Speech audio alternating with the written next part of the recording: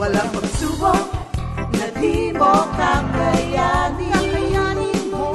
Sa bawat panalangin, ikaw ay diringgin. Ayon sa kanyang pangako, di kanyang iiwan. Salamat sa iyo, Panginoon. O kay buti mo, Panginoong Jesus. Kay ganda ng buhay kong taglay. Sa'yo lang ang papuri, sa'yo lang ang luwalhati. Sa aking buhay, ikaw ang number one. O kay buti mo, Panginoong Jesus. Kay ganda ng buhay kong taglay. Sa'yo lang ang papuri, sa'yo lang ang luwalhati. Sa aking buhay, ikaw ang number one. Sa aking buhay, ikaw ang number one. Sa aking buhay, ikaw ang number one. Gising sa umaga, hanap-hanap ka. Dulot ng salita mo, nagbibigay buhay. Kaya sarap na malaman, may nagmamahal sa'yo. Salamat sa'yo, Panginoon. Walang pagsubok na di mo kakayanin mo. Sa bawat panalangin, ikaw ay diringgin. Ayon sa kanyang pangako, di kanyang iiwan. Salamat sa iyo, Panginoon. O kay buti mo, Panginoong Jesus. Kay ganda ng buhay kong taglay. Sa'yo lang ang papuri, sa'yo lang ang luwalhati. Sa aking buhay, ikaw ang number one. O kay buti mo, Panginoong Jesus. Kay ganda ng buhay kong taglay. Sa'yo lang ang papuri.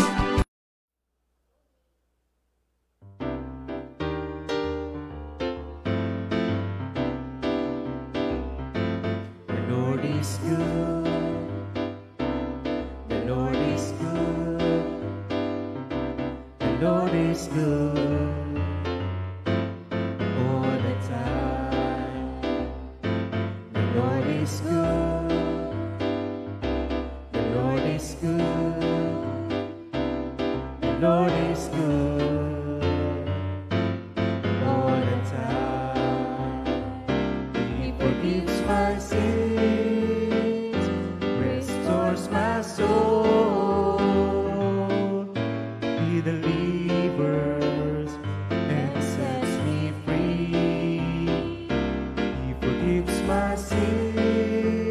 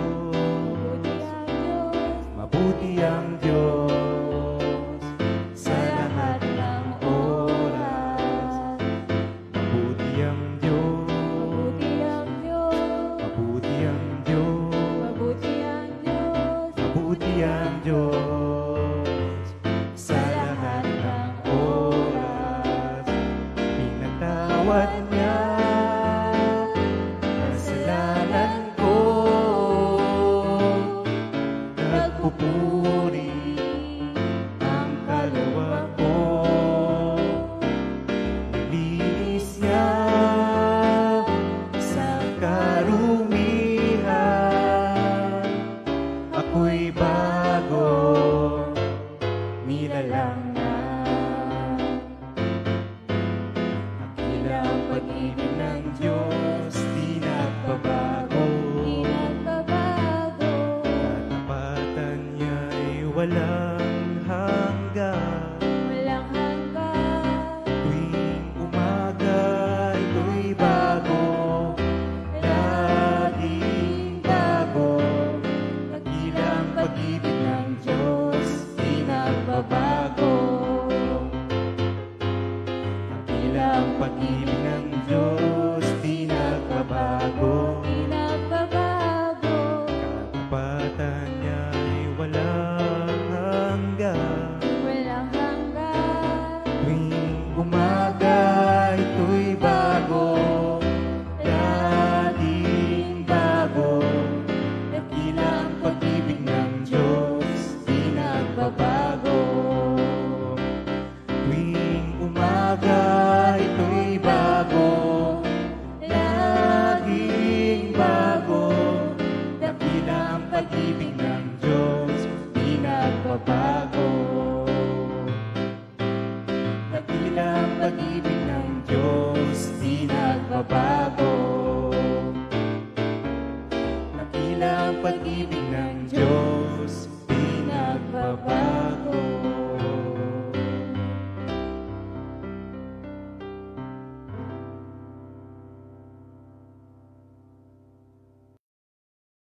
Good morning, Jesus. Dakilang pag-ibig ng Diyos, di nagbabago.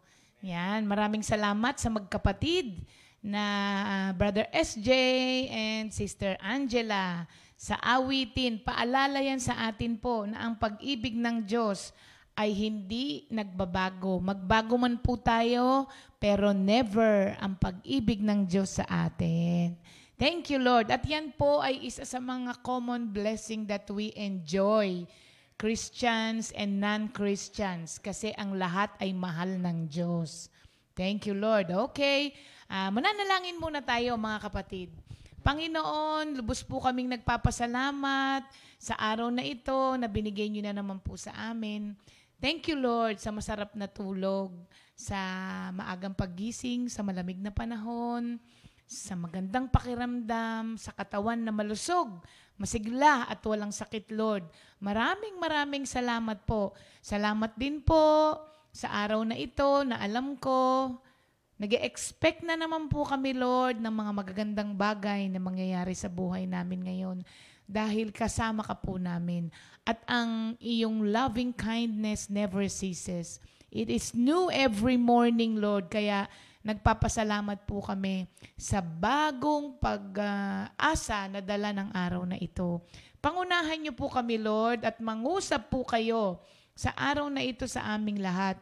At ang dalangin po namin, Lord, na ang mga instruction po ninyo ay maisagawa po namin, mai-apply po namin sa pang-araw-araw naming pamumuhay. Salamat po, Lord. In Jesus' name we pray. Amen. Kailangan po everyday pinagpapasalamat natin kasi alam nyo, meron pong mga tao hindi na po nakaka-experience ng another day in their life. Tapos saka mo lang masasabi sa sarili mo, thank you Lord, ako binigyan pa ako ng isang araw. At alam nyo po, hindi porke malakas tayo, hindi po porke wala tayong mga masamang pakiramdam, we are promised of tomorrow. Hindi po, because no one knows. Kaya every day, you treat it as if it is your last day. Para po lahat ng mga magandang dapat gawin ay magawa mo sa araw na ito at wag mo siyang sayangin. Kasi maganda daw pong yan, para bang ito na yung last day ko. Syempre, pag alam mo na ito na yung last day mo, hindi ka mang-aaway, di ba? Magiging masaya ka, hindi mo siya sasayangin kasi baka bukas wala na. Isang araw yung ibinigay sa atin. Kaya gawin po natin yung the best for this day. Thank you, Lord. Okay, tuloy na po tayo sa ating series na ginagawa. At ang ating pong series ay makikita natin di po ba sa 1 Corinthians. Ang kinuha na lang po natin ay yung verse 13. Pero iniisa-isa po natin ang karakteristik ng pag-ibig Sorry po. Na nakukuha na makikita natin sa 1 Corinthians 13. Pero ang atin pong verse na kinuha ay sa verse 13 din. Meanwhile, these three remain: faith, hope, and love. And the greatest of this is love. Sa araw po na ito, naitakil na po natin kung what love is sa dalawang araw. Love is patient and love is kind. Ngayong araw na to, ipag-uusapan naman po natin what love is not. Yan. At ang susunod po dyan ay love does not envy or is not jealous. Yan. Alam niyo po ba mga kapatid that envy is a nasty thing. Pag sinabi mong nasty, natuwa nga po ako. Sabi ko, nasty talaga. Pag sinabi niyo pong nasty, hindi mo siya gugustuhin. Ang ibig sabihin po ng nasty, unpleasant. Tapos, disagreeable, disgusting, distasteful. Parang lahat ng mga negative, ano?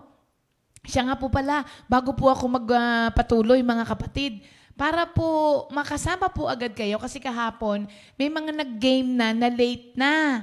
So, start na po ng game na comment ngayon para mamaya po sa ating Bible memorization, kasama na po kayo mga kapatid.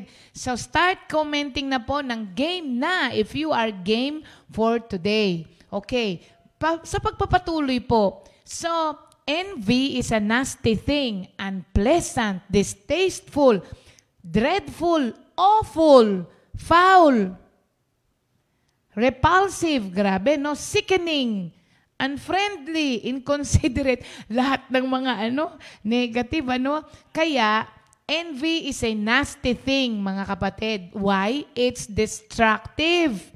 And it serves no purpose po but to tear down and breed bitterness and resentment. Alam niyo, grabe to. Grabe tong envy and jealousy na to.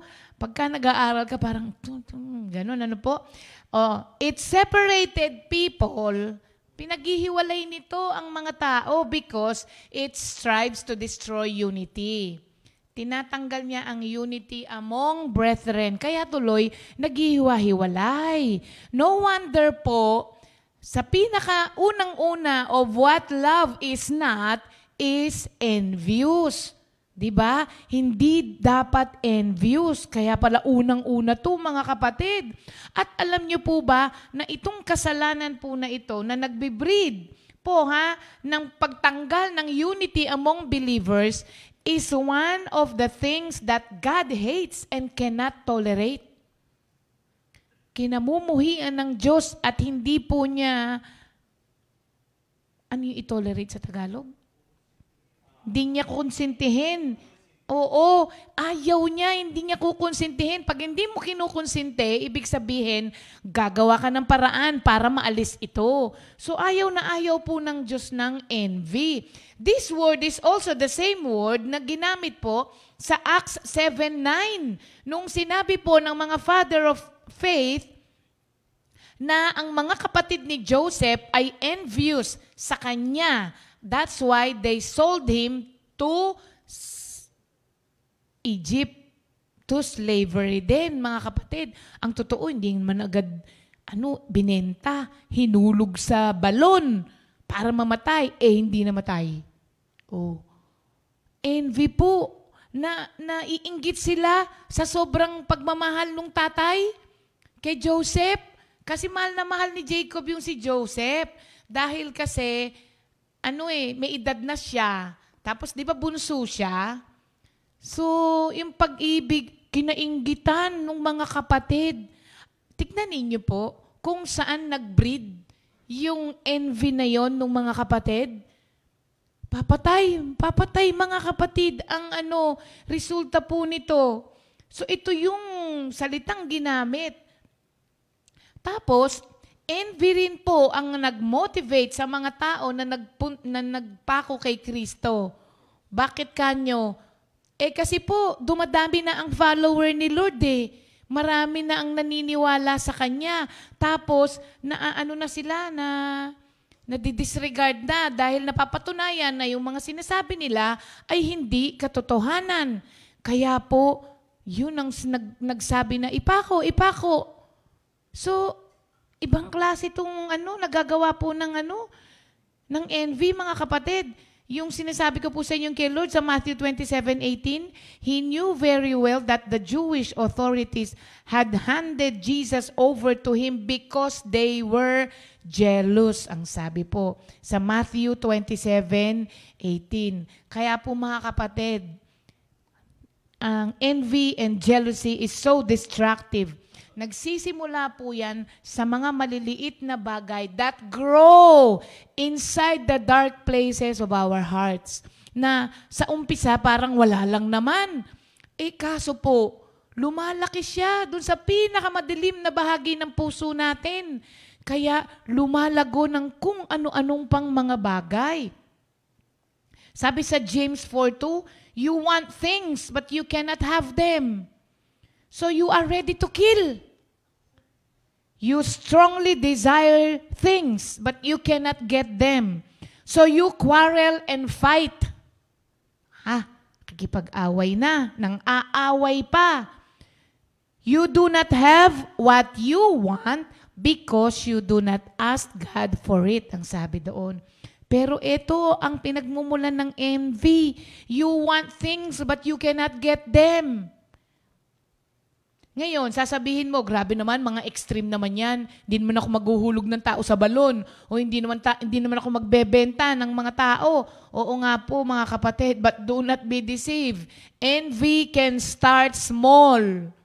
Envy can start small. Nakakita na po ba kayo ng mga, halimbawa, katrabaho nyo sa opisina? Kabago-bago lang. Tapos, yung position na inaasam-asam mo for how many years, kabago-bago lang niya, nabigay sa kanya. Ano ang damdamin mo? Ano ang damdamin mo? Tapos, nakarinig ka na ba ng mga babae na nag-uusap? Nagre-reklamo sila sa mga morning sickness na nararamdaman nila dahil buntis sila. Tapos ikaw, ilang taon ka ng kasal, wala ka pang anak? Ano ang nagiging damdamin mo? Ano, mga kapatid?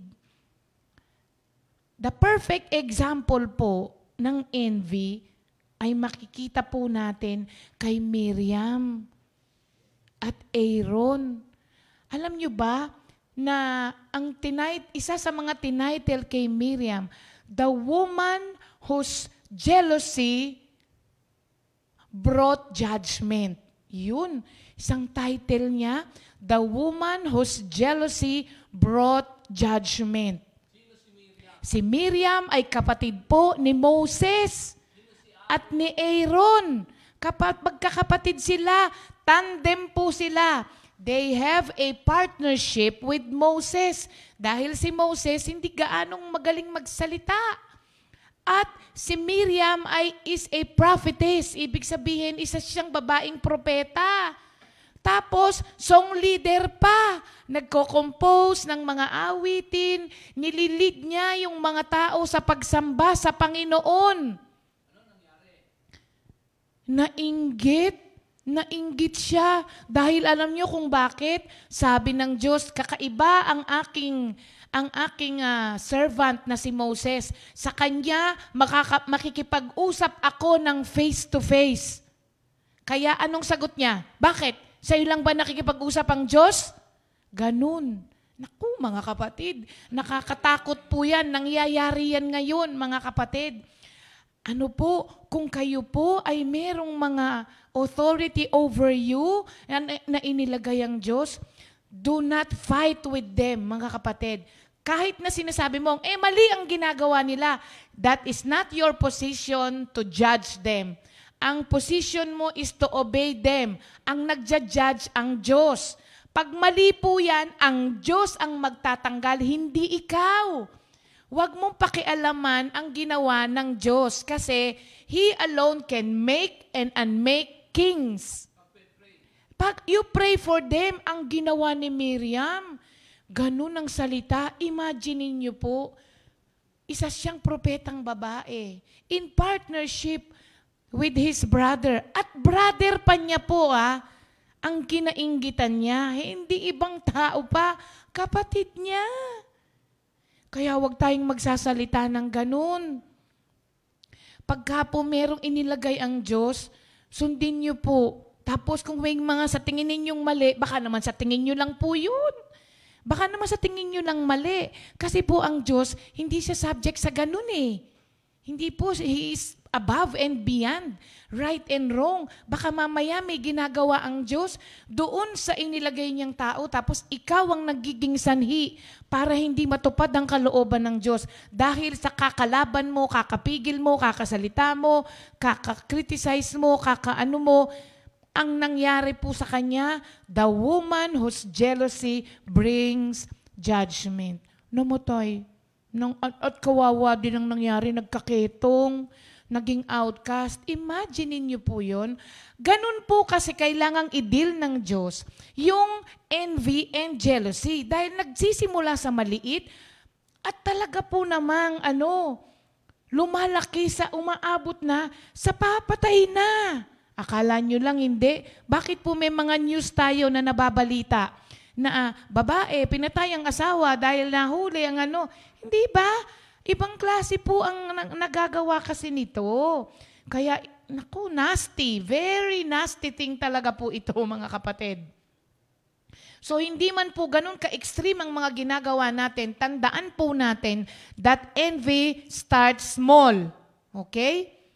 At ang kakaiba po rito, alam nyo, meron akong nakitang isang writer, novelist ng Victorian era, si George Eliot. Nung nag-aaral ako ng literature, nababasa ko ito, na-encounter nyo ba itong salita na ito nung nasa school tayo, si George Eliot? Alam nyo ba that George Eliot is a woman? Pen name lang niya ang George Eliot. Ang pangalan niya ay Mary Evans. Pen name lang niya pala yun, mga kapatid. Ang sabi niya, one of the torments of jealousy is that it can never turn away its eyes from the thing that pains it. Ulitin ko, One of the torment of jealousy is that it can never turn away its eyes from the thing that pains it. Diba, minsan sasabihin mo, hindi na talaga, hindi na ako maiinggit. O kaya, hindi na ako magseselos. Pero, hindi matanggal ng jealousy. Ang tawag nga dyan ay green-eyed monster. Jealousy. Isa sa mga tawag sa jealousy at envy ay green-eyed monster. Monster na, mga kapatid. Kasi, hindi niya matiis na, hindi na talaga. Tapos gumaganon pa siya. Tumitingin pa rin siya. Kaya sabi nung ibang mga babae, hindi na ako magsiselos. Pero sinabi niya yun 4 years ago. Hanggang ngayon nagsiselos pa rin siya. Yun kasi yun, mga kapatid. So,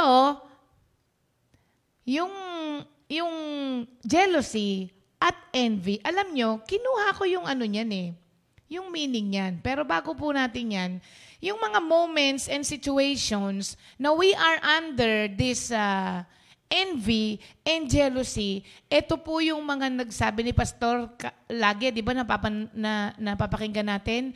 Envy and jealousy binds, blinds, and burns. It burns through us. Binubulag niya tayo sa katotohanan. Binabind niya tayo sa kanyang kapangyarihan. Kaya under tayo ng kanyang kapangyarihan. And it burns. It burns inside. Kaya ang gagawin niya, palalabasin niya.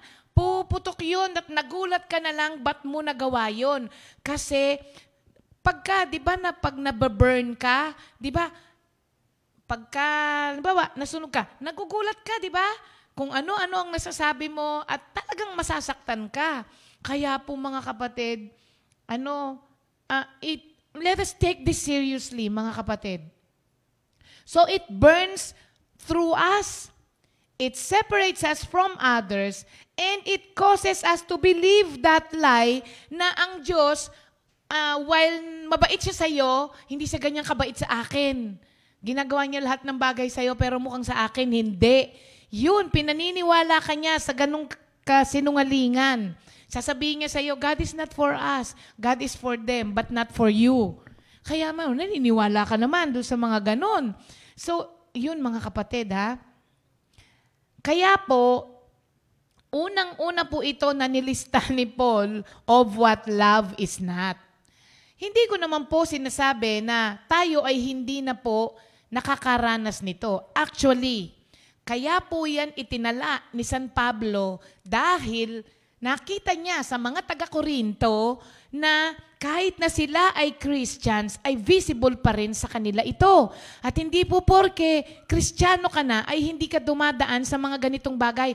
Dumadaan pa rin po. Pero kaya po ito itinala because sinasabi po dito ni Paul na love does not in fact habitually behave in this way.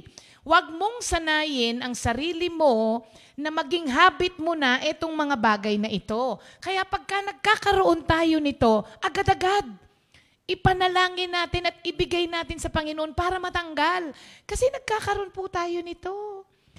Pagka sinabi mong hindi, galing mo. Ganon, di ba? Pero nagkakaroon po tayo nito. Minsan sa mga simpleng bagay lang, nagkakaroon po tayo nito. Hindi na nga lang siguro umaabot doon sa point na talagang makakapatay ka o makakagrabe yung magagawa mo. Pero dumadaan po tayong lahat dito sa envy and jealousy. So, wag siyang maging habitual na behavior natin siya. At huwag natin siyang maging ongoing pattern sa buhay natin. Kaya po, isinabi po ito ni San Pablo sa atin. Ano po ba ang envy? So, dito pa lang tayo. Tutuloy natin ito bukas. Ano ba tong envy? Ang envy po is a feeling of discontent or resentful longing aroused by someone else's possession, qualities, or lack. Ulitin ko. A feeling of discontented or resentful longing aroused by someone else's possessions, qualities, or lack. Yun ang definition niya. It is also a desire to have a quality, possession, or other desirable attribute belonging to someone else, mga kapatid. You aspire to, you wish for, you long for, and you are consumed with desire for what other people have. Yun ang envy. Naiinggit ka doon sa fortune or possession, o kung anong meron yung ibang tao na wala ka. Yun po ay ang envy. Ang jealousy naman is a feeling or showing envy. Okay? Magkaano tong dalawang to of someone of their achievements and advantages. Tas meron pa siyang isang meaning. Firstly, protective or vigilant of one's right or possessions. Watchfulness, suspiciousness, mistrust. Kaya ang sabi ni Pastor, ang envy ay malicious feeling towards a better person. Diba? Kasi mas siya kaysa sayo, kaya ka naiinggit. Ang jealousy naman, sabi niya, is afraid of losing what you already possess. Kaya nga sabi niya, firstly, protective or vigilant of one's right or possession. Kaya nagiging watchful ka, nagiging suspicious ka, at nagkakaroon ka ng di pagtitiwala. Kakaiba, no, mga kapatid, magkamag-anak po ito, naiinggit ka doon sa kung anong meron sila na wala ka. Kaya nga sa James 4, wala ka kasi di ka humihingi. Huwag kang mainggit. Ang sabi, di ba? Tapos sa John, until now you have not asked for anything in my name. Ask, and you will receive so that your happiness may be complete.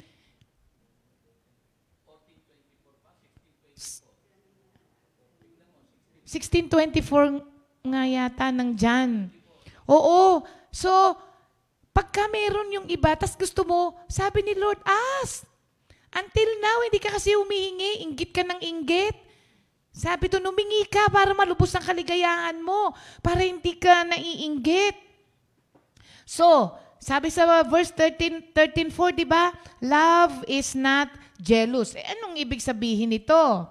Kasi alam nyo, when we are jealous, we are envy of the accomplishments and qualities of others. Kagaya ng ating sinabing definition.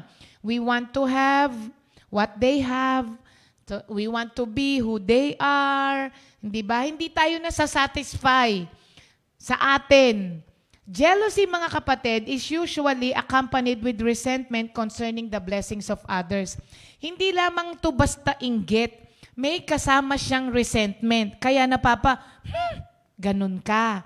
Pagka ganun yun, may resentment na nakasama yon. Tandaan mo yung mga ganyan salita. Di ba? Pagdating ng araw. O kaya, yun nga lang, wala pa nga salita parang, o kaya, okay. Mga ganun salita, mga kapatid. May mga innuendos na po yun ng jealousy. Kaya po, maging maingat po tayo rito. Dapat po, love finds contentment in whatever state it finds itself. Kung ano ang meron ka, kailangan, ang pag-ibig po kasi may contentment dun pero ito po, parang sinasabi mo na sa envy and jealousy, kung meron ka nito, parang sinasabi mo sa Diyos na mali ka, Lord. Nagdi-declare ka ng discontentment doon sa ginawa ng Diyos sa iyo at doon sa ginawa ng Diyos sa iba. Mali ka, Lord. Dapat ako nilagay mo doon Nauna ako dyan Mali ka talaga, Lord. O kaya sasabihin mo, Diyos ko, ang bata-bata lang yan. Tapos susunod ako dyan. Maling-mali ka talaga, Lord. Ganyan po ang nangyari kay Miriam. Kasi, basta maano po to, kaya nasty thing po ito, mga kapatid. Para mo talagang sinabi kay Lord na mali ka sa ginawa mo.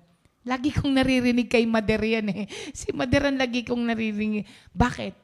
Anong tingin mo sa Diyos? Hindi marunong? Nagkamali siya doon sa ginawa niya?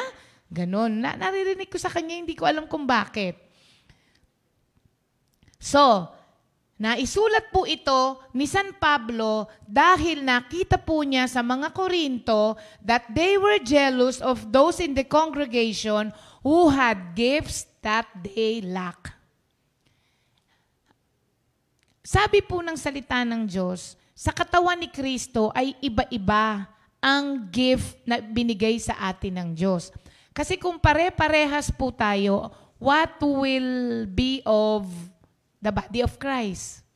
Sa katawan ni Kristo, kung pare-pareho po tayong bibig at walang tenga, sinong ba kikinig sa sinasabi ni bibig? Kung pare-parehas naman po tayong tenga, ano naman po ang maririnig ni tenga kung wala naman pong bibig? Kung pare-parehas po tayong paa, sinong magsusupport para po sa gawain? Kung pare-parehas naman tayong kamay at walang paa, meron nga tayong fund, wala namang gustong humayo, ano po ang mararating? So nakita niyo po na tayo ay ginawa ng Diyos perfectly fit sa body of Christ. Kaya kapag ka ikaw ay nilalang ng Diyos na ganito, tas nainggit ka, lagi nating sinasabi, yung kwento ni mata, ni ilong, di ba? Ni tenga, na nagreklamo si tenga, at saka si mata, ay si ilong pala, nagrereklamo sila kay mata. Kasi daw, siya lang naman ang malabo, pero bakit sila daw dalawa ang nahihirapan? Sabi ni tenga, sinasabitan ako. Sabi ni ilong, dinadaganan ako ng salamin dahil lang dyan kay mata. Dahil malabo siya, siya lang naman ang nakikinabang. Sabi, tanggalin ang salamin. Tinanggal ang salamin. Dahil malabo si mata, nadapa. Ang unang nasira, si ilong. Para sa akin, hindi ilong ang unang masisira. Kasi hindi siya nagpo-protrude. Sa mga pango, mukhang hindi yung ilong ang unang masisira.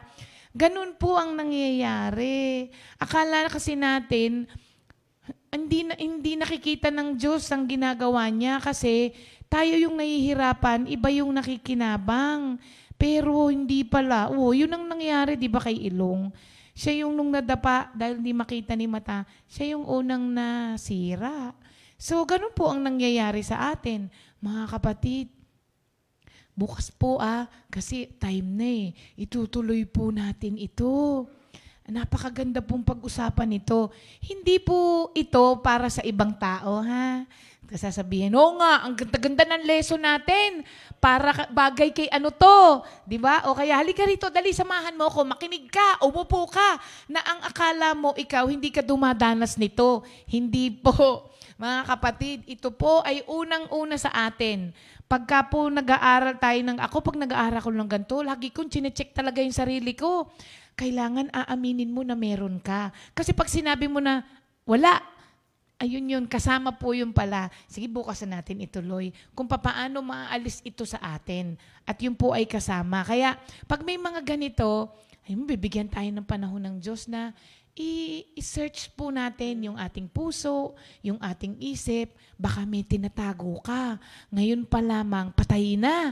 Kasi magbe-breed po yan ng marami pang mga iba-ibang kasalanan. Tapos minsan nagtataka ka, ba't ako nainis agad? Ba't ako nagkaganon? Yung pala, galing sa inggit at selos. Bukas po natin yan itutuloy, ha, mga kapatid. Abangan po ninyo.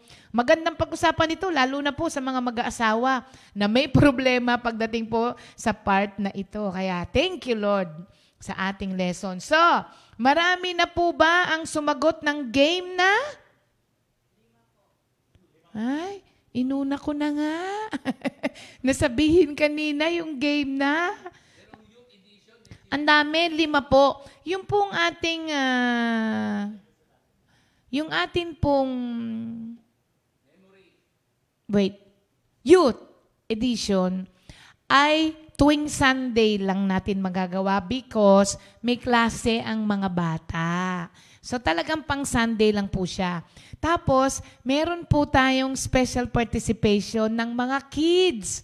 May mga regalo po tayo, pero hindi na natin sila tatawagin. Ang gawin niyo po, mga kapatid, padala niyo po ang video ng mga maliliit na bata na nag-memorize nitong mga books of the Bible, whether Old or New Testament. Ang edad? 10 below? 10 years old and below, mga kapatid, ang mga bata. No? Padala niyo po, doesn't matter kung in a way of song o kaya tinula lang o ni-recite lang, it doesn't matter po. As long as nare-recite po nila, padala nyo lang yung video, meron na po kaagad premyo ang mga bata. Pwedeng may tono, mas maganda kung may tono. Okay. Ngayon naman po, dako na tayo sa ating birthday. Siya nga po pala, kami po ay nakikiramay sa pamilya ni Sister Lina Baguio, na ang kanya pong anak na si John Ray ay na kay Lord na. Ano po? So, pag-pray po natin, let us continue praying for comfort and provision for the family po. Tapos alam nyo, mga kapatid, nung isang araw, meron pong tumawag sa amin na anak ng isang kapatid natin na taga Kalo. Tapos tumawag yung anak niya, sila po ay nasa Dubai. Tapos, pinapray niya na yung ka-roommate niya ay nag-positive sa COVID. Tapos sabi, pwede po ba tayong video call? Sabi ko, okay. Tapos tinawagan ko po. Tapos yun, nag-usap kami, ganito. Sabi niya, papray po yung kaibigan ko. Sabi ko, sige, nasan yung kaibigan mo? Nandito po, kasama namin sa kwarto. Sabi niya ganon. Sandali lang po. Di pumunta ngayon siya doon sa higaan, magkakasama sila. Pero alam nyo, bilib ako dito sa kapatiran natin na ito. Siyempre, nasa ibang bansa sila. So magkakasama yung mga Pilipino doon sa kwarto. Alam nyo, kinausap ko yung may COVID nga, wala na nga daw siyang panlasa, wala nang pangamoy, ganon. Siyempre, sabi ko, naku sister, alam mo ba usually, yung mga ganyan na walang pangamoy at walang panlasa, nasa mga 8, 9th day na, ganon. Tapos alam mo, pagdating ng 10th day, ang sabi dun sa RITM dito, kahit mag-positive ka ulit, hindi ka na nakakahawa. Okay ka ba? Malakas ka ba? Sabi, okay naman po. Nagsusuka lang daw ng nagsusuka. Tapos kasi nilagnat siya. Sabi niya ganon. Tapos, sabi ko, alam mo, dito sa bahay, pati yung in-encourage ko na, alam mo, dito sa bahay, marami rin ang nagkaroon dati, pero hindi naman din kami nahawa. Sabi ko, madami din akong encounter sa mga nag-positive ng face-to-face, pero hindi din naman ako nahawa. Siyempre, para yung mga kasama niya. Sabi ko, sige, magpe-pray tayo, ha? Tapos, alam nyo, yung anak nung sister natin, nung pinagpe-pray ko na yung kaibigan niya, pinatong pa niya yung kamay niya talaga dun sa ulo nung kaibigan niya na nandoon.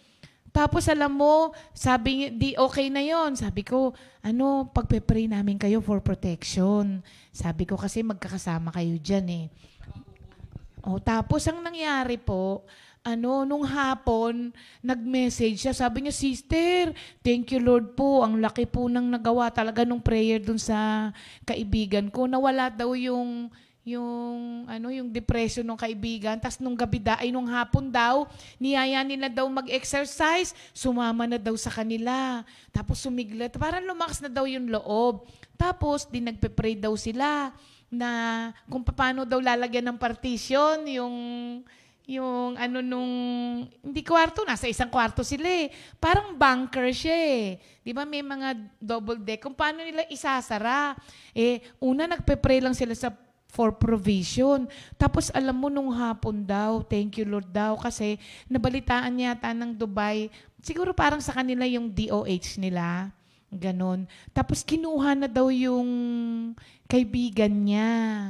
Tapos ang mangyayari, isoswab daw silang lahat. So sabi niya, nagpa-pray daw sila for good result doon sa mga magkakasama doon sa. Sabi ko, don't worry, positive or negative, alam ng Diyos ang sitwasyon ninyo. At pag binigay nyo sa Kanya yung sitwasyon nyo na yan, automatically, He will be in control. Kaya, positive or negative, hindi niya kayo iiwanan. Sasamahan niya kayo hanggang malampasan nyo yan. Kaya, thank you Lord po. Nakakatuwa po yung mga ganon na nasa ibang bansa. Pero alam po nila na malaki ang magagawa ng panalangin, kaya tumatawag pa talaga po sila at nagpapapray. So yun po yung faith nila sa Panginoon. So let us continue praying for them. Okay, para po sa ating mga may birthday, today is your birthday, sister. Ay, lumampas. Brother John Mendoza ng Bulacan, si John. Happy birthday, John. Johnny Jollibee. Happy birthday, Brother John. Kay Sister Brenda Magpok, Sister Shaira Montenegro. Puro taga-Kalu yun, Tama ba ko ang Magpok? Bataan? Okay. Sa Bataan Outreach pala natin yan. At birthday din ngayon ni Sister Nida Bruce. Birthday din ngayon ni Jean Nocum. Brother Richard Avila. Nabanggit ko na ba lahat?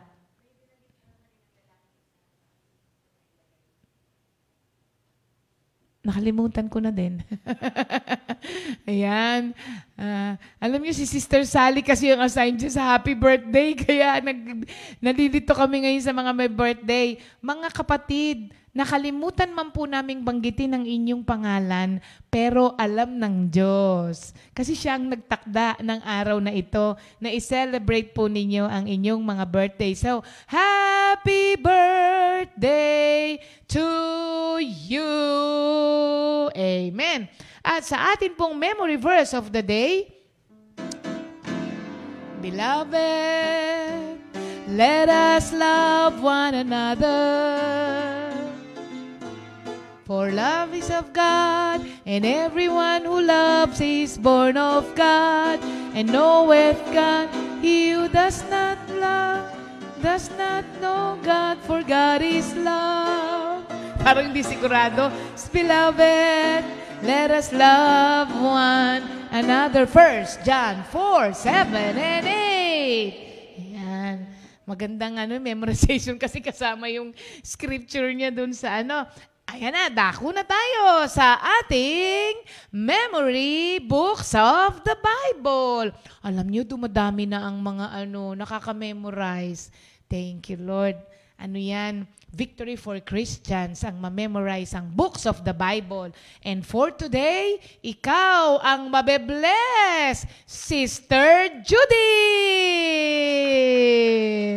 Sister Judith, come on down. Ha? Bayad ka na ba? Bakit bayad ka na ba? Judy? Si Sister Judith. Good morning po sa lahat ng nakikinig at patuloy na sumusubaybay sa ating GMJ. Yan. Ito po, sariling compose ko. May dagdag pong Proverbs 3:1-3. Ang galing Worship song po. Okay. Thank you, Lord. Tagalog po. Thank you, Lord. Okay. Hallelujah. Mukhang ready, Sister Judith. Thank you, Jesus. Okay. Ang aklat ng matandang tipan, Genesis, Exodus, unang aklat, Levitico, mga bilang, Deuteronomeo, Joshua, Hukom, at Ruth, una't pangalawang Samuel, una't pangalawang mga hari, una't pangalawang kronika, Esdras, Nehemias, Esther, Job, mga awit at kawikaan, ang mga ngaral ng awit ni Solomon, Esaias, Jeremias, Panagoy, Ezekiel, Daniel, Oseas, Joel, Amos, Obadias, Jonas, Mikas, Nahum, Habakuk, Sophonias, Ageo, Zacarias, Malakias, ang banal na aklat. Ang aral ko ay wag mong lilimutin.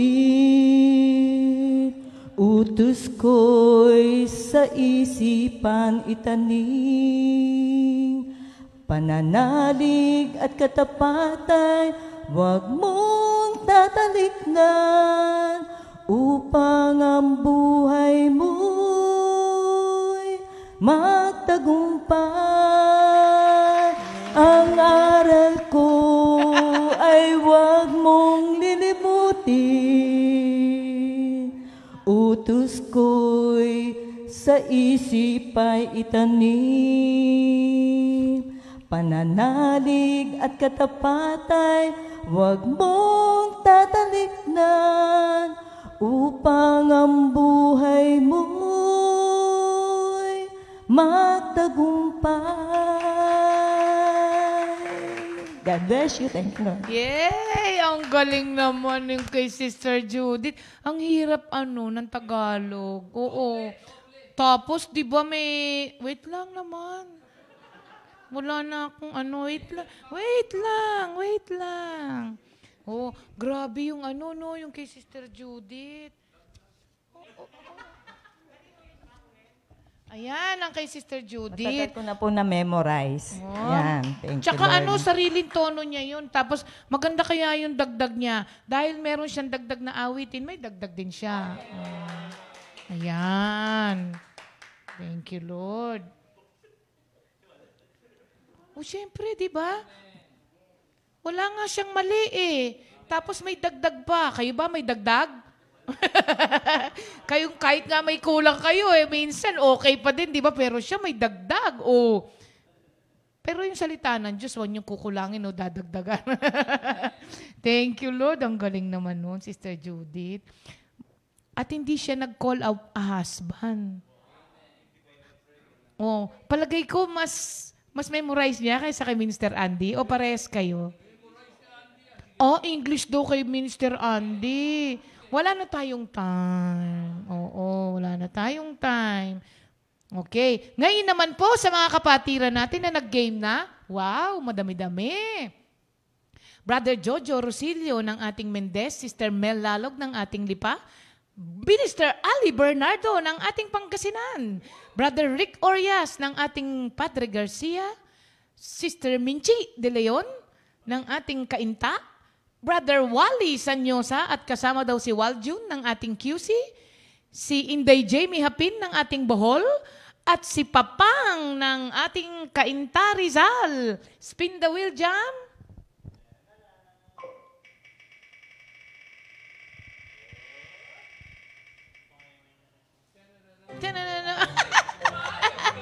Si Minister Ali. Okay, Minister Ali. Ready yan.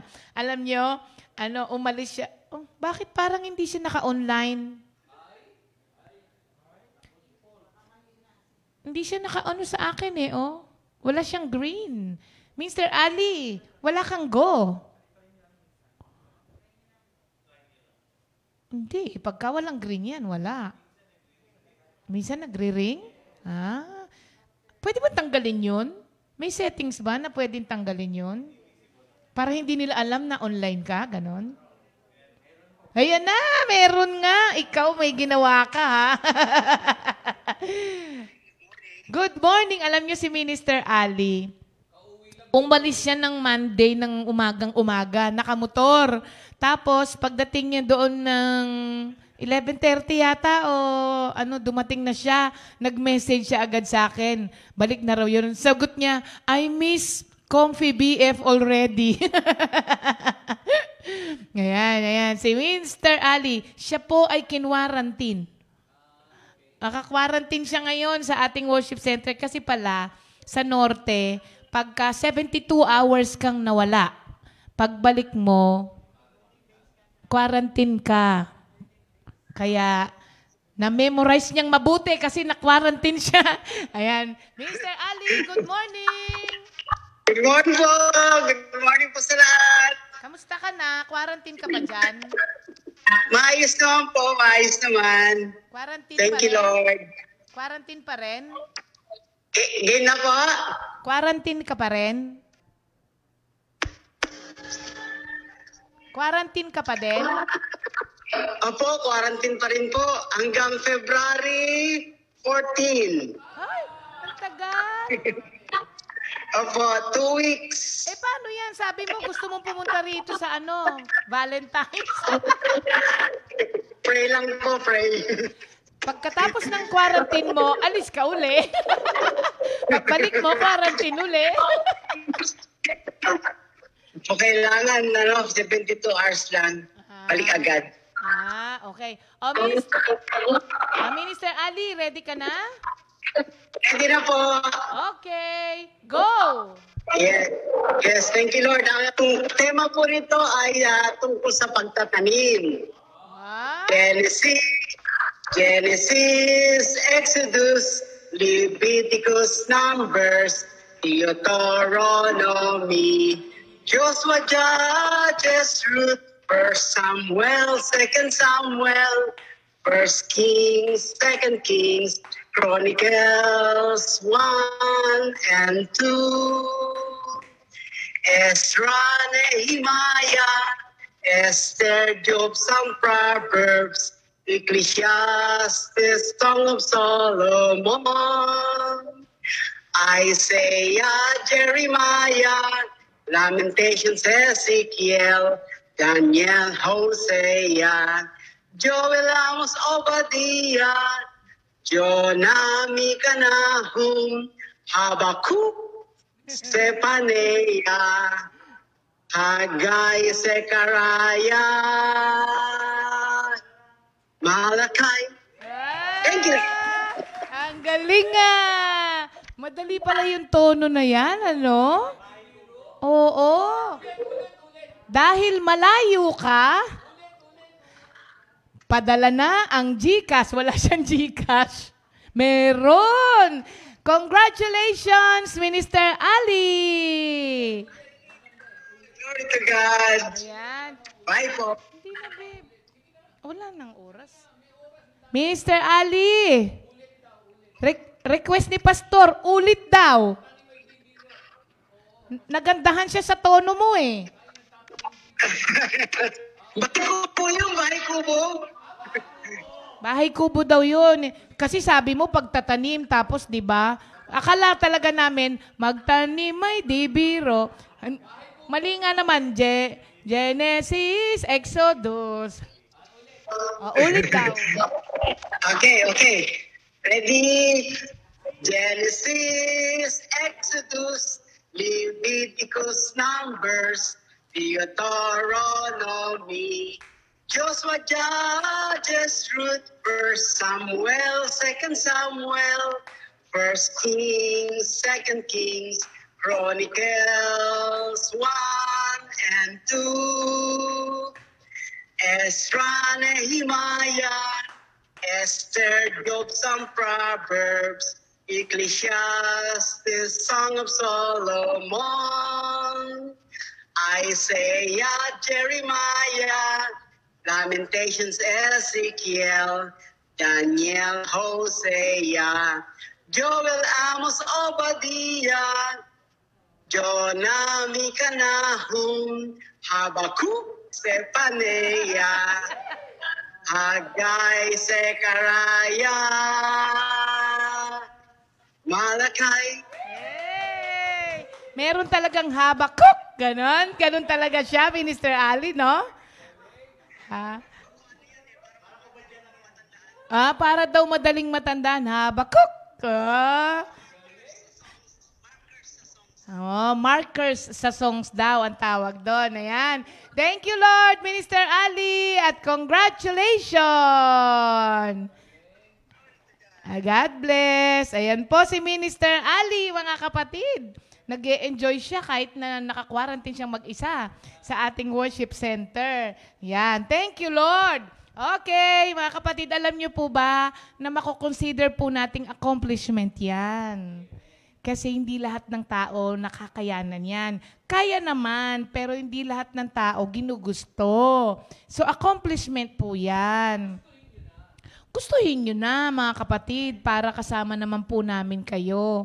Ginagawa lang po namin itong katuwaan na ganito. Pero ang totoo po nun, pamamaraan lamang po ito kung paano po tayo ma-encourage na mag-memorize. Minsan po kasi may mga ano tayo sa buhay natin na mas nag-e-excel tayo kapag may reward. Kaya yun lang po yung ginagawa. Pero kahit walang reward, gawin po natin ito at tayo ang makikinabang. Thank you, Lord. Para po sa ating new song of the week, syempre, nandito po si Brother Enol para sa awitin ni Minister Ariel.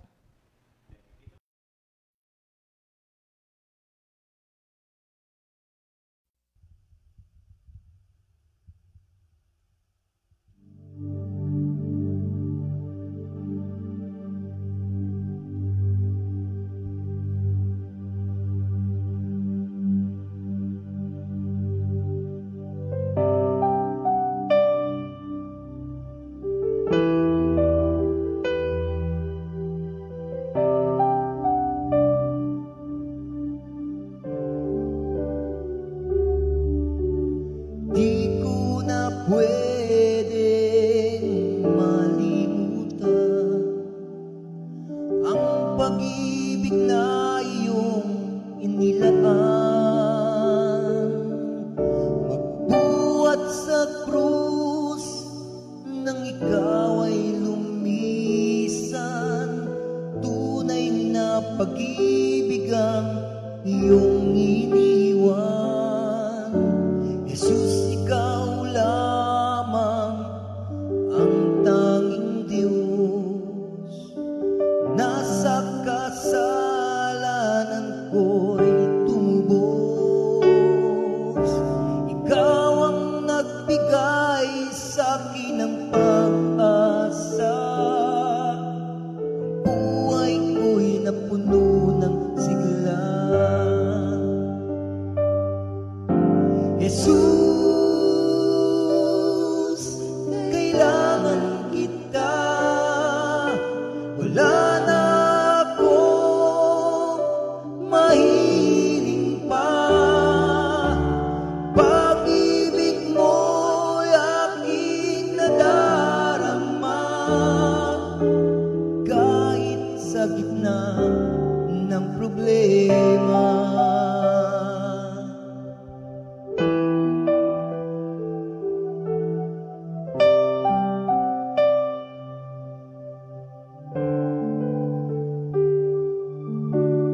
Di ko na pwedeng malimutan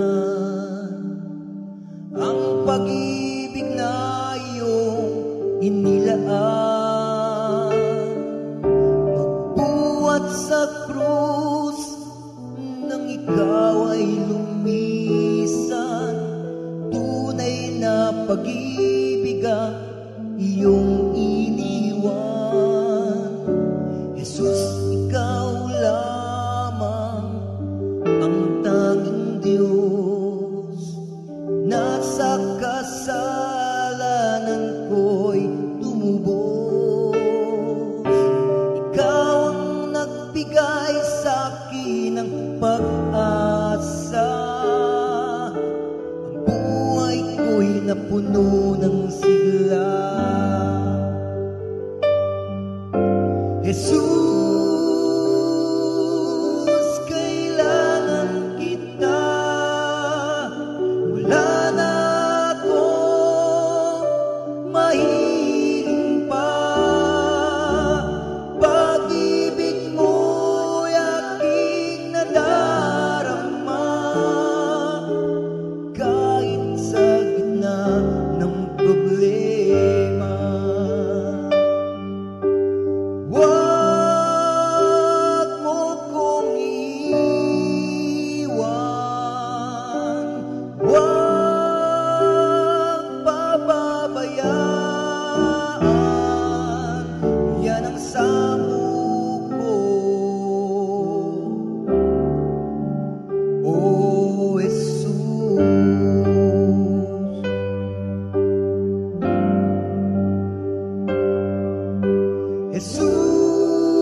Jesus, kailangan kita.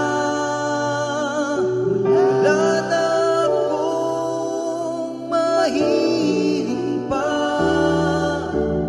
Pag-ibig mo'y aking nadarama.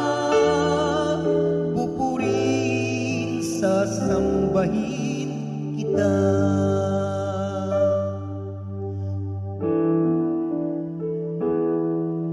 Pupurihin, sasambahin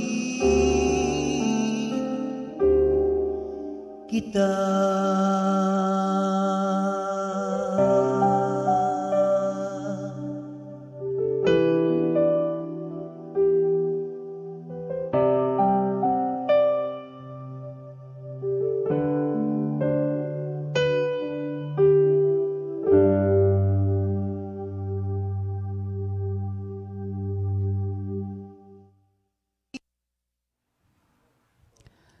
Good morning, Jesus! Ay, kamusta po ang aking mga kapatid? At alam ko pong kayo excited na uling makarinig ng ating segment, ang kwento ng pag-ibig. At napakaganda po yung mga narinig natin na nakaraan.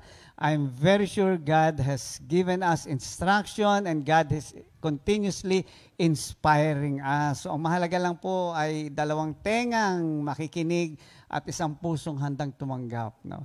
So tayo manalangin muna sa sandaling ito bago tayo magsimula at bigay natin ng parangal sa ating Diyos. Muli po, narito kami, Ama. Ang luwalhati at pasalamat ay maingat naming ipinaabot sa inyo. Sa aming pong gawain, ang isa lang ang aming layunin na ikaw ang makilala, ikaw ang mabantog, ikaw ang maitaas. Gamitin mo kami sa aming kawalan, manguna po kayo muli. Banal na Espiritu Santo, mangusap po kayo. Sa pangalan ni Jesus, lahat ay magsabi ng Amen, Amen, Amen. Ayan, may bago tayong. Bati muna, Pastor Simple, Sister Jen. Ayan. Good morning, Philippines and all over the world. At salamat po sa pakikisa niyo po sa amin ngayong February sa kwentong pag-ibig ng Good Morning Jesus natin ngayon. Thank you, Lord. Yan, magandang umaga po sa ating lahat mga kapatid. At sa umaga pong ito, nagpapasalamat po kami kay Lord sapagkat maibabahagi po namin yung pong aming kwento ng pag-ibig tungkol sa bawat isa na mga kapatiran po natin. Sige, simula na tayo. Maiba ako ng tanong ngayon. Gusto kong mag-umpisa sa tanong na pambagets kumbaga. Yung ano ba sa'yo ang ideal man or ideal woman na kagaya kay Pastor, no? Ideal girl na gusto mong mapapangarap mong pakasalan. At kay Sister Jan, ganun din mamaya. Ano ba yung ideal husband mo na gusto mong ibigay sa ni Lord? No? Pastor, gusto mo? Napakagandang sagot at tanong ng kay Minister Ernie. Alam nyo, ang ideal woman ko lang. Nung ako ay maghahanap ng mapapangasawa ay may takot sa Diyos. Alam nyo kung bakit? Dahil noong paman, marami rin naman akong niligawan. Kaya lang, lahat ay naging kaibigan ko yung mga nililigawan ko. Kaya ang naging ideal ko na lang, sabi ko yung may takot sa Diyos. Woman pala. Kinakabahan siya. Kinakabahan ha. At saka, thank you Lord. Yun po, Minister Ernie, ang aking ideal man. Yung una ay may takot sa Diyos. Okay. At nais ko munang basahin yung aming word na mag-asawa dito sa Awit 128, 1-2. Mapalad ang bawat tao na kay Yahweh ay may takot. Ang maalab na adhikay sumunod sa kanyang utos. Hindi siya magkukulang sa anumang kailangan. Ang buhay ay maligaya at uunlad ang kanyang buhay. Ayan. Sister Jen, ikaw naman. Amen. Ayan, di ba? Nakatirintas pa ako. Kasi sabi niya, teenager daw. So, kung maalala ko po, kasi ako po ay hindi ko na alam edad ko ngayon. Teenager, ang ideal man, syempre. Noong panahon noon, ang gusto ko mayaman. Diba? Okay. Ideal eh. Tapos, syempre, gwapo. Ayan. Matangkad. Yun yung mga ideal. Pero, binigay naman ni Lord yung the best na hindi nga lang sa kaisipan ng mga kabataan, ideal noong mga panahon na yon. Pero, di ba, ang nakakatuwa kasi, as you grow old, papakita talaga ni Lord sa'yo yung kung sino yung inilaan niya para sa'yo. So, saan ba nag-umpisa ang kwento niyong dalawa? Kwento ng pag-ibig? Mag-umpisa ka, Pastor. Thank you, Lord. Paano nga ba tayo nagsimula?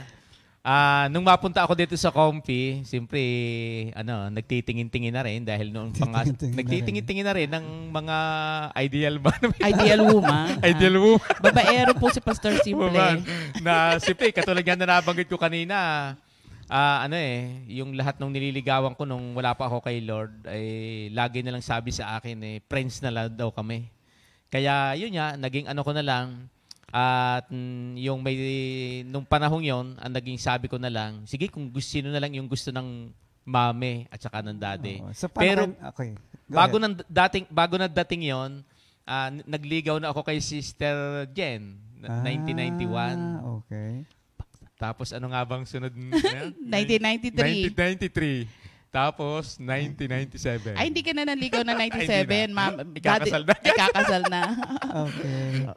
Pero nung ikaw ay tinurn down, ba't nagpatuloy ka? Sanay siya sa friends.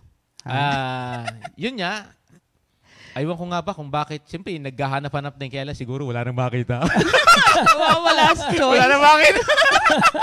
Talagang yun pala pagka, yun ang para sa iyo, para wala ka na makitang iba, yun na lang talaga nakikita mo. Okay. Tanong naman si Jen. Sister Jen. Ano ba? po? Ano yung, kailan kayo nagtagpo? Ano reaction mo? Oo. Ano yan kasi nung naligaw siya sa akin 1991, ano po yan, may youth hour po kami sa Kogyo noon. Okay. Pero, syempre, mahaba ang hair. Hindi, ayan, naligaw po 1991, pero syempre, nag-estudyante pa rin po ako noon. Sabi ko, kumbaga, yun friends nga, kasi nga estudyante. Tapos, 1993, nagpadala uli ng sulat, mga love Sino letters. nagpadala na sulat siya? Ano lagi simula ng sulat ko sa iyo? Anong lagi sabi? I thank God every time I remember you. Hello, Brother Larry, the coach. Ayan. So, yun. Tsaka ang pangit po ng sulat niya nun. Yan. Siyempre, yung teenager life, marami magagandang spark during your teenage teenage life pagdating sa love, Pero, yun nga, as you grow old talaga, at nagmamature ka, lalo na pagka nandito ka sa gawain sa Panginoon, marami kang naririnig na sharing, makikita mo talaga kung paanong minomold ni Lord yung Christian love na hahantong sa marriage. Kwento mo nga paano ka dinil ni Lord. Ano ba usapan niyo ni Lord pagdating sa panliligaw ni Pastor noon? Ay, noong naliligaw, hindi nga siya naligaw. Actually, naligaw siya nung turn down. Tapos nung sinabi na ng mami na, nung itinakda na kami ikasal kasi agad eh. Mm-hmm. Nung sinabi nung anniversary ng youth sa amin sa Kogyo, nung sinabi ng daddy na, yan ba? Sabi nga kasi, yan po yung nirereto ko kay Simple. Sabi nga ganun. Yan ba? O sige, approve. That was Sunday. Kinaumagahan, in-announce ng Mami Ligaya sa morning devotion. Sabi, ikakasal na si Simple. Siyempre, alam nyo naman po yung mga worker. Yehey, di ba? Tapos, siyempre, ang inaitikay po at ang Ate Glory na sa morning devotion, taka sila. Sino daw mapapangasawa? Di po ba? So, yung process na ganon hanggang sa Wednesday, lahat ng worker, kasi umattend po ako sa Bible study, may prayer meeting sa Karangalan, lahat po ng worker na pupunta, tinitingnan ako, siya ba yung taga-Kogyo? Siya ba yung taga-Kogyo? Mga ganon yun eh.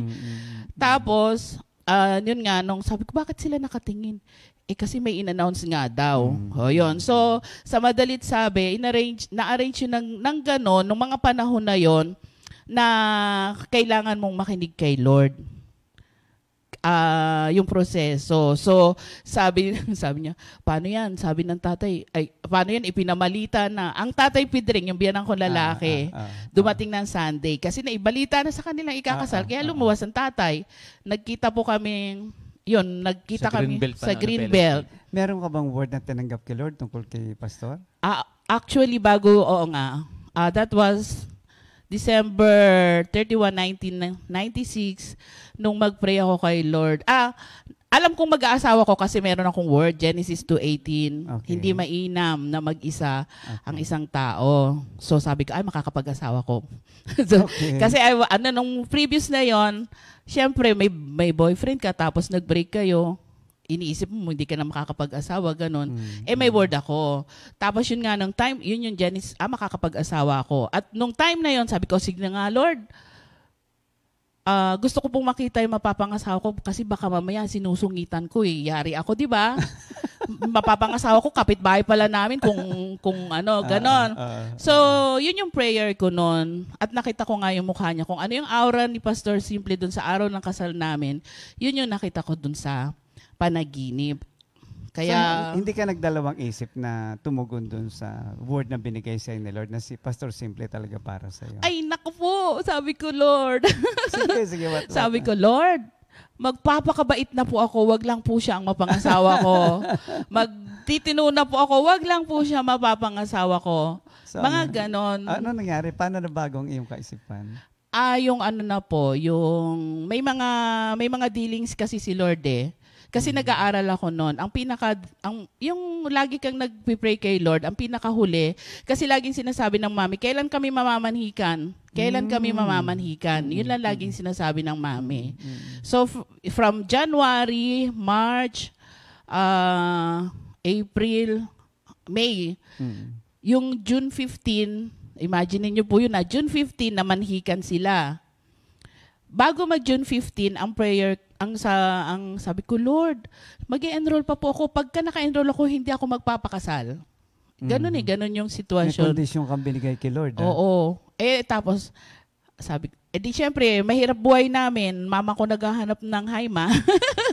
Mama ko naghahanap ng pampa-enroll. Sabi ng mama ko, Lord, pagka wala talagang nautangan si mama, ibig sabihin yun na yun.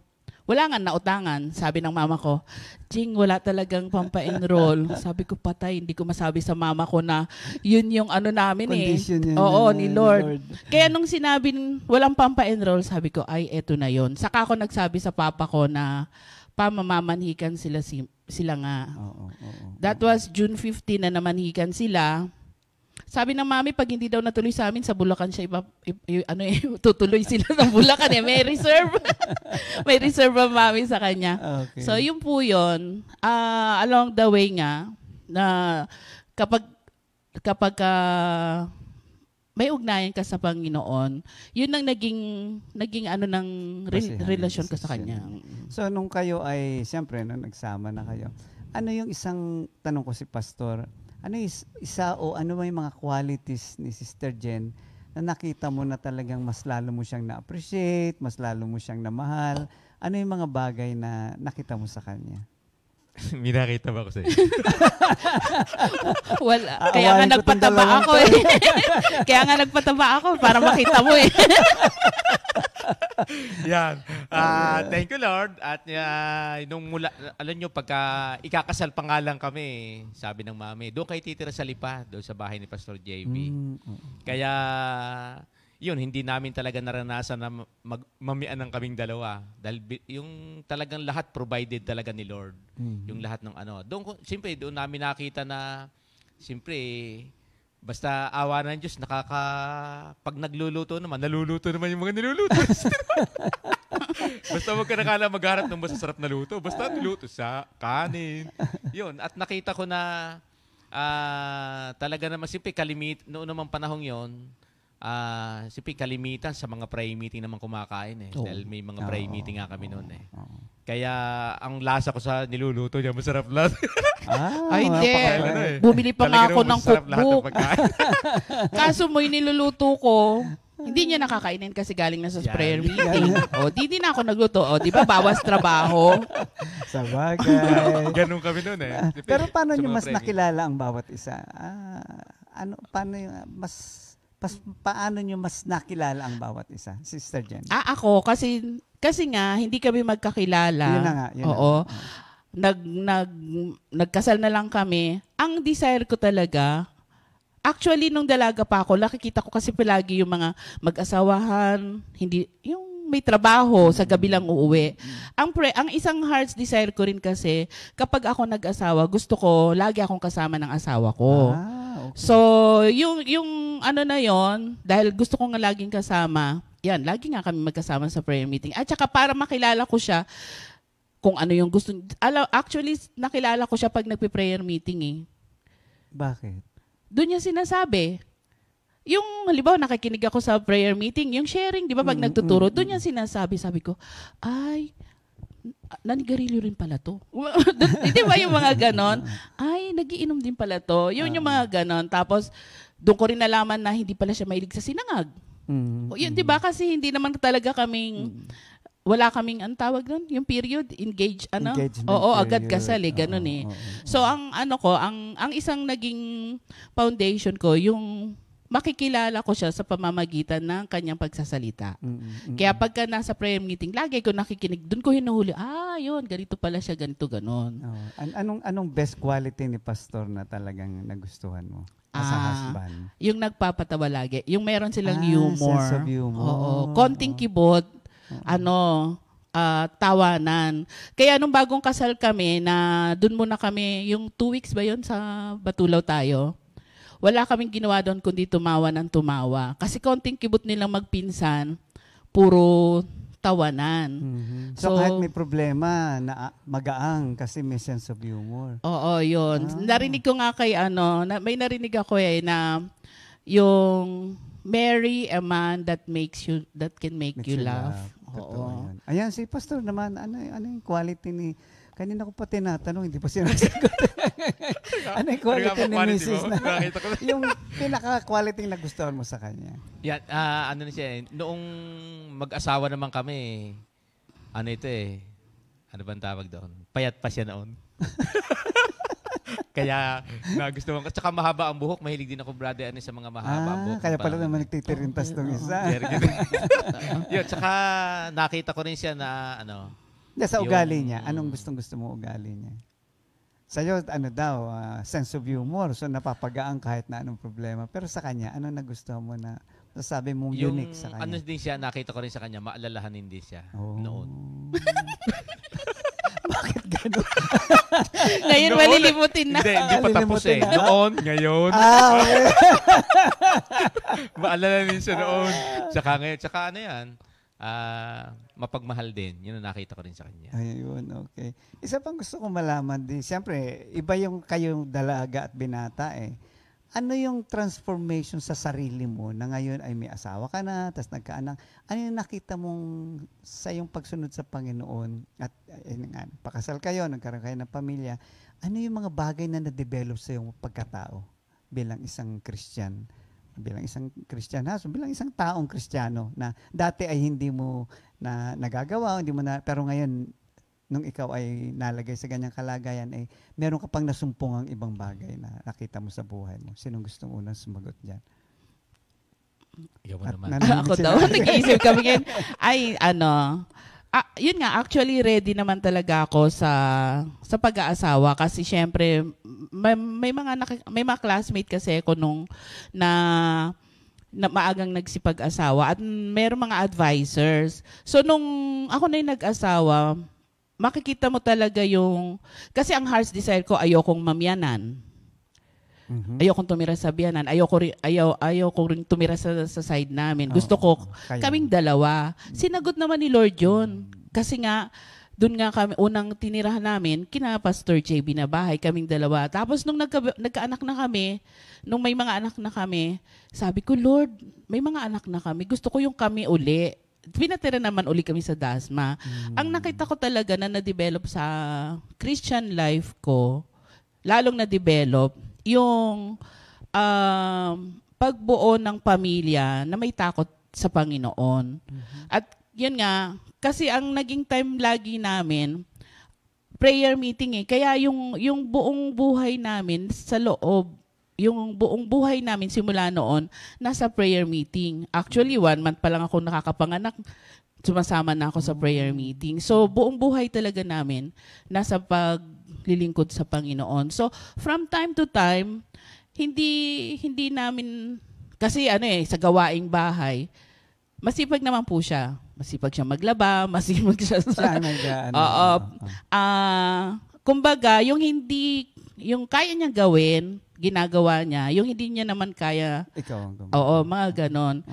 Tapos, nasa pag-uunawaan lang talaga. At saka, ako kasi hindi ako by nature, hindi ako naghahanap. Kasi alam ko nga na ang lahat ng pagpapalang natatanggap ko, galing kay Lord. Okay. Kaya, from the very start, talaga, kung anong dumating, yun.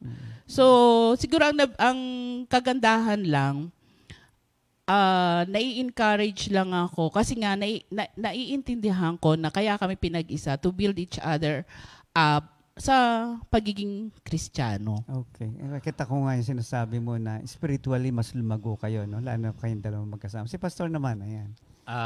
Ako naman, ang isa ko ring nakita, siyempre nung panahong wala pa rin naman ako kay Lord, hindi naman mama's boy ang tawag doon. Parang nalapit ka lang parang sa nanay hindi mo. ko kaya, parang bang kung sa sarili ko, parang hindi ko yata kayang magkapamilya Parang ganon.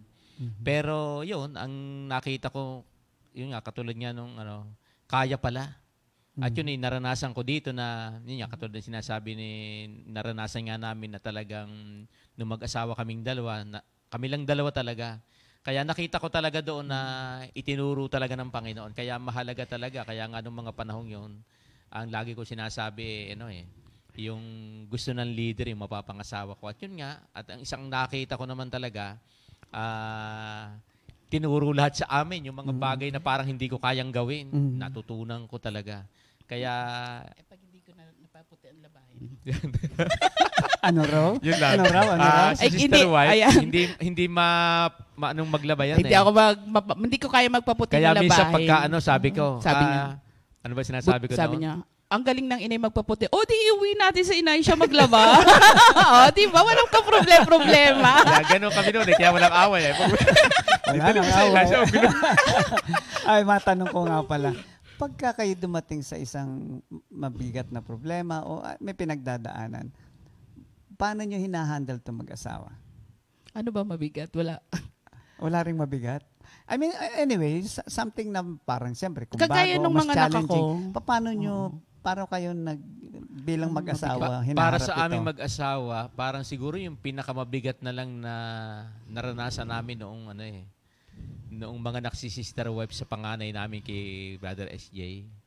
Dahil noong mga panahong yon, lalo-lalo na nung malapit na siyang mga anak, lagi kaming tuwing bago matulog kapit kami ni sister wife. Lord, yun.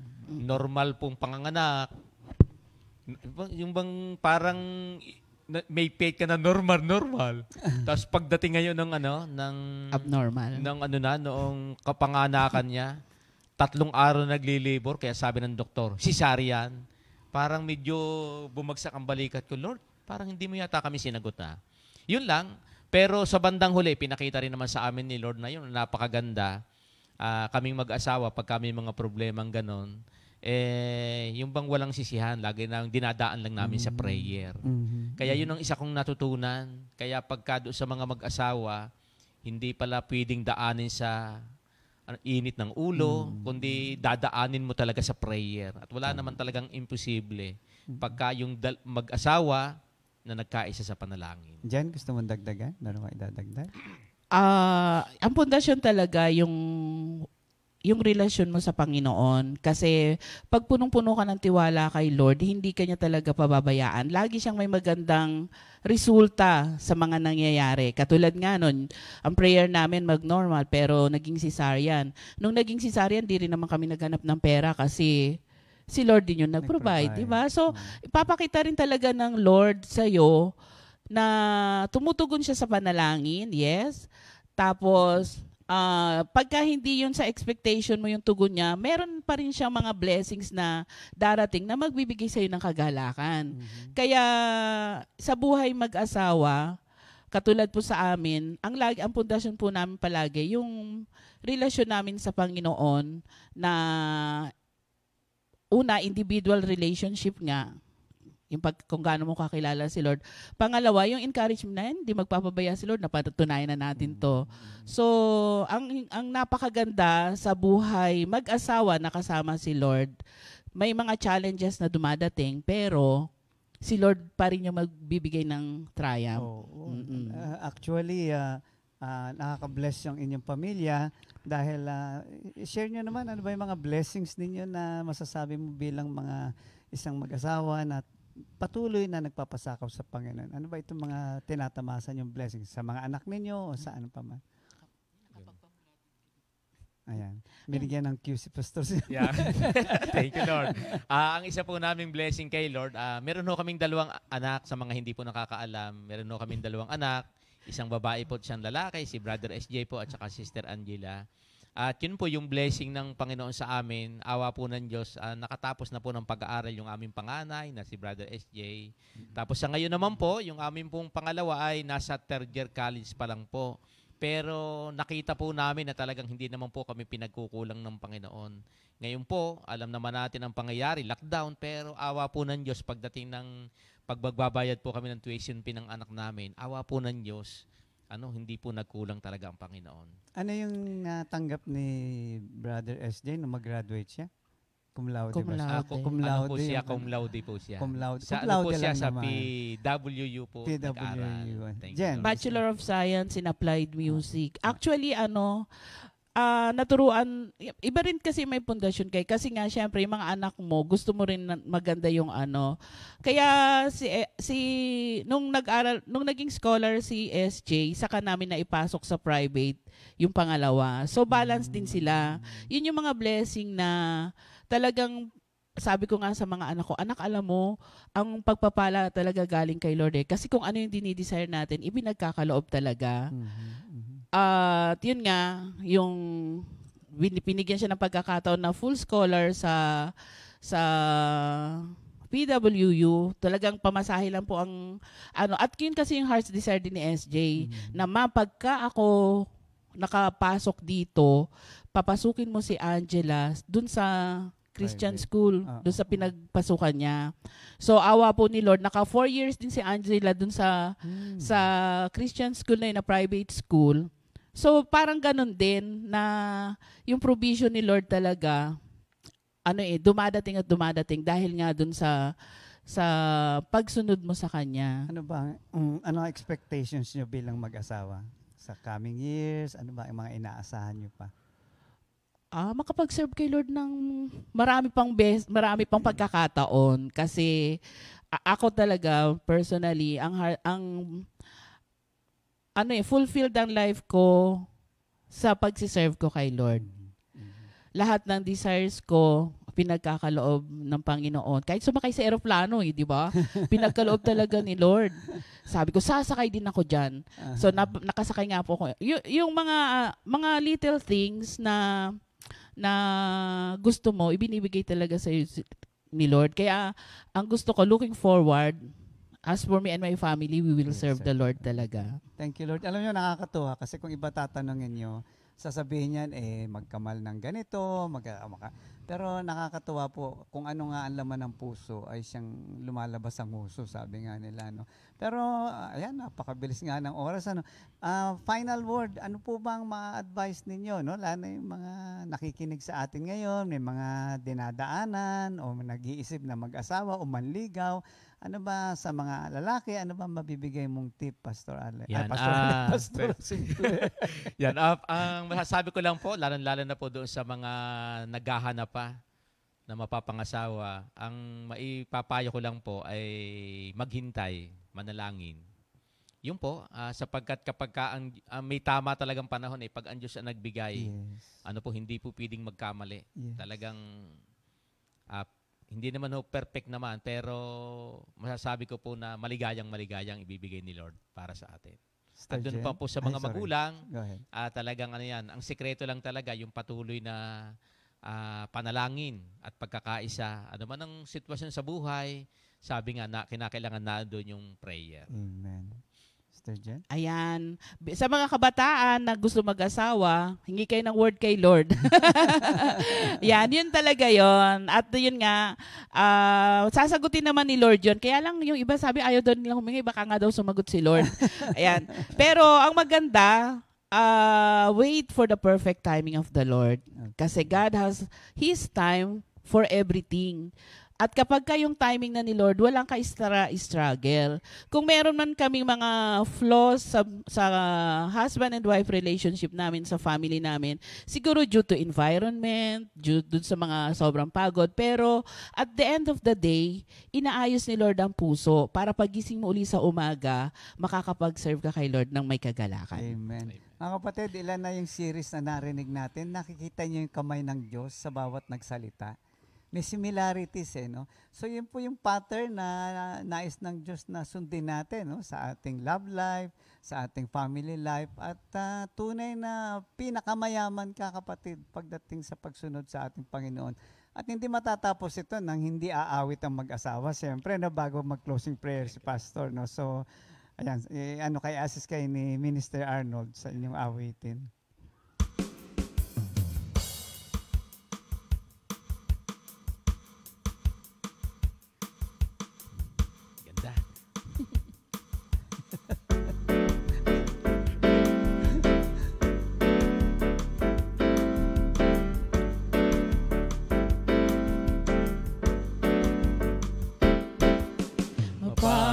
Mapalad ang tao na kay Yahweh ay may takot. Ang maalab na at higay, sumunod sa kanyang utos. Hindi siya magkukulang sa anumang kailangan. Ang buhay ay maunlad at masaya. Mapalad ang tao na kay Yahweh ay may takot. Ang maalab na at higay, sumunod sa kanyang utos. Pagpapala ay dadaloy sa buong pamilya. Ang buhay ay maunlad at masaya. Kaya't purihin siya, pasalamatan siya, at huwag mong lilimutin ang kanyang kabutihan.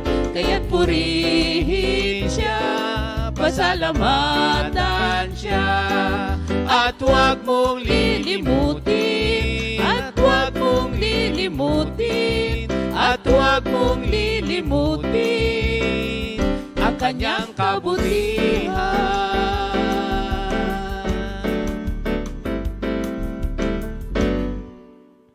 Yeah, sige po, tayo manalangin. Hallelujah, hallelujah. Dakila at mapagmahal po naming Ama, salamat pong muli sa pagkakataong ibinigay po niyo sa amin para kami po ay maibahagi po namin ang aming karanasan bilang mag-asawa.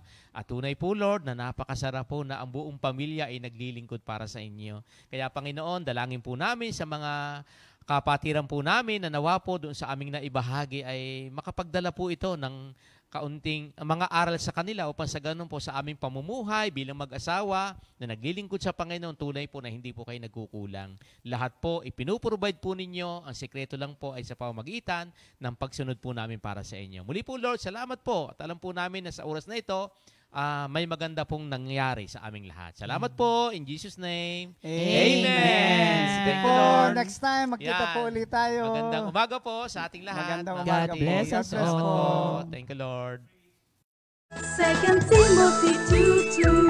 Hallelujah.